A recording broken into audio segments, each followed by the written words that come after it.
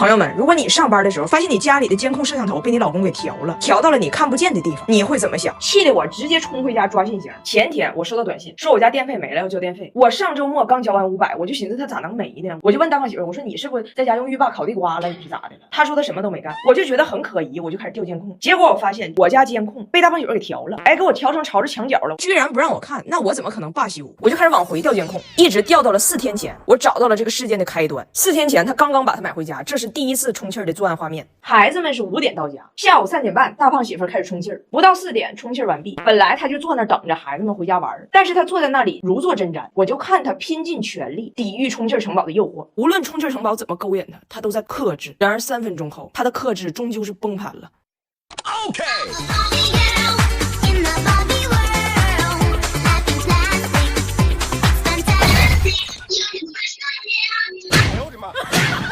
一直到今天，这个充气城堡每天都被他们仨玩，只是到了6点，他们仨就会给他撒气儿，然后把城堡收起来。我在办公室一看时间，呀，这个点马上他们仨就要收摊了。我当时我就冲出去了，我这么着急回家教育他们当然是一方面啊，更重要的是我得第一时间赶到作案现场，我得拍视频。我工作的地方其实离家很近，但中间有红绿灯的地方贼堵，给我急的也是不择手段。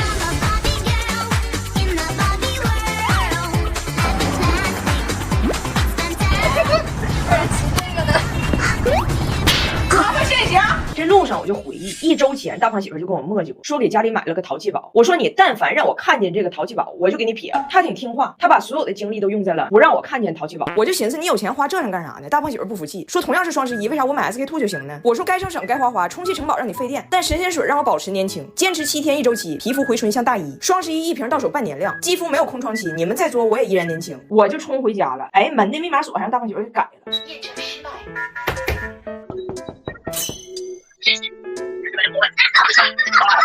而且我刚刚才学会一个事儿，那个监控摄像头它手动可以给它掰走，我手机还可以控制它给它调回来。他们搁屋里干啥我都能看着。我在外边咣咣敲门，就听见他们在里边给那个城堡撒气儿，能听着不？我听着了，哎呀，大胖媳妇拼命撒气儿。此刻的她不是大胖媳妇，是撒气儿夫人。撒气儿夫人回家我就批大胖媳妇，我说谁好人家整这个玩意儿，占地方不说，老费电了。大胖媳妇和孩子们都来跟我说啊，就是喜欢就要留着，不能扔。费电这个问题，他们可以从别的地方省回来就行了。给我气的，我说那今天晚上谁也别用电了，你晚上你不还得备课吗？我看你怎么不用电，你给我省回来。没心没肺3人组跟我说，备课的电可以省，但是充气城堡必须留。老爷们一起跳舞啊！喂，哥们儿，呀，你媳妇来看看。我头，眼泪止不住地往下流。哎，我远在加拿大的小姑子好可怜，她在加拿大等着做缩胸手术3年了，还没排上呢。原因是还是不够大，有比她更大的还没做呢。我这小姑子就是上次在我女儿的儿童泳池里不慎溺水那个，她是个E杯，照理说不该溺水，因为这E杯完全能顶救生圈。不夸张的说，她的胸和我脑袋差不多大。她家就是有这个璀璨的传统。我大胖媳妇呢也是很婀娜呀，4尺8的水蛇腰上正经也顶着个 C 杯呢。但是呢，这个部位的脂肪确实给我小姑子造成了很大的负担。我还不理解，我说多好啊，你是童颜巨胸，我是巨颜童胸，70年生人的脸顶着个00后的胸。但是他很真诚的说，他说他这个胸啊就太沉了，对他的胸椎脊椎都造成了挤压，就非常痛苦，他必须得去做这个缩胸手术。结果等到今年又没排上，人医生说你前边还有若干个G杯女士在等待手术，他们的情况更迫在眉睫。你说你一个E杯，你的痛苦跟人家 GHIJ 杯比，是不是杯水车薪？我小姑一听也没话了，只能回家等着去。你说谁遇着大忌不得让人走？回来跟我一顿抱怨，最后由衷的跟我说，我真羡慕你们这些没胸的，没胸就不会下垂，没胸就不会下垂。我说你荒诞至极，我虽然没胸是不假，但是我依然下垂。作为一个 UP 主，我身上很多的部位都很大，谁说胸小就不下垂了？当妈的可能能懂，就我以前就心胸是挺空虚的一个人，怀孕的时候呢就胀得非常充实，也有过就 C 杯的巅峰。然后呢生完孩子喂奶的时候就是吃先大吃完小，吃先大吃完小，那一天到晚命运几次的轮回。所以你就看过那个新气球吹了瘪吹了瘪吹了瘪，吹瘪几次以后就跟我的胸一样，就是有点像什么呢？就像泡了汤的馄饨皮儿，泡了汤的馄饨皮儿。所以作为30岁的女人，我选内衣的时候，核心不只是耳力，还有知天命。我需要把我的馄饨皮儿聚拢去，但是又不能把那馄饨馅挤稀碎，太累不行。我天天和这个200多斤没大心的大胖媳妇过下去，就已经是被伦理道德束缚的结果了。我不能再被别的东西束缚了。我真心向你们推荐内外这个内衣，兼顾塑形和舒适的内衣。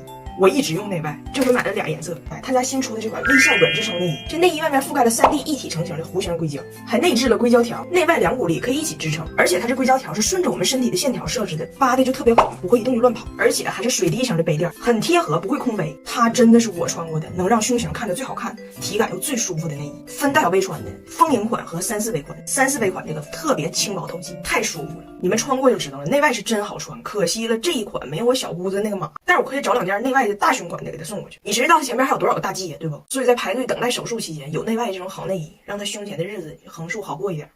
今天我跟你们讨论一个比较严肃的话题啊，就是我想认真的问你们一个问题：我是90年出生，就是我是90后，但是为什么在你们所有人心中，我是一个就是76年间的这么一个产物呢？我也是看着《流星花园》薰衣草长大的这么一代人呢，就是偶尔夹杂点马大帅啥的。那我青春期的时候想撒娇，我也是就是道明寺你这个周桃寺，然后想装深沉的时候，我也是就青春是一道明媚的忧伤啊。我也是看着偶像剧，听着流星雨，暗恋着花泽类长大的一代人呢。为啥别人心中我就是看着红灯记，听着评书长大，然后梦中情人是唐国强老师呢？为什么所有人都管我叫彩玲姐？为什么所有人都认为我比他们大很多？为什么我的人设就这么的风尘？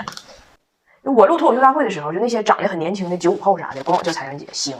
徐志胜管我叫彩玲姐也行，毕竟人徐志胜的问题，他长得不是苍老，是蹉跎，他那张脸就感觉被什么玩意儿给蹂躏过，就蹂躏了。但是蹂躏他的是啥呢？也说不清，但肯定不是岁月。这都行，这都行。关键是周奇墨见着我管我叫彩玲姐，他好意思吗？他是不是狂徒？你们觉得他比我年轻吗？最有意思是前2天我回铁岭上浴池搓澡，被认出来了。这个浴池搓澡这个搓姐呢，就咱也别说人看着岁数大，不能制造容貌焦虑嘛。但反正在浴池唠嗑是，就是人今年刚当老，然后这搓姐还跟俺吐槽呢，说他的小外孙子刚出生，爹妈给起名叫浴池汉轩。孩子姥姥呢就不明白，爹姓董，妈姓赵，孩子姓浴池，他就不懂这跟的是什么风。我说那你有啥不懂的？这外孙子随你姓吗？你看你姥姥叫浴池夏妮，浴池夏妮，外孙子叫浴池汉轩嘛。多好听，浴池夏妮，浴池汉轩的，都属于村子味儿的嘛。完这东北搓澡，他不搓4面吗？就搓到第3面的时候，他刚要拍我，他就发现他说你挺短的呢，搓床空半截。哎，你是不是那个抖音上面那个彩玲姐？就浴池夏妮管我叫彩玲姐那一刻，我心里挺不是滋味儿，蹉跎的内心起涟漪。夏妮的姐姐是春妮吗？实话说这个事儿我不是很服，我觉得我脸长得不老，而且咱亚洲人本来皮肤就挺紧致的，你没看着我老公他一家人呢？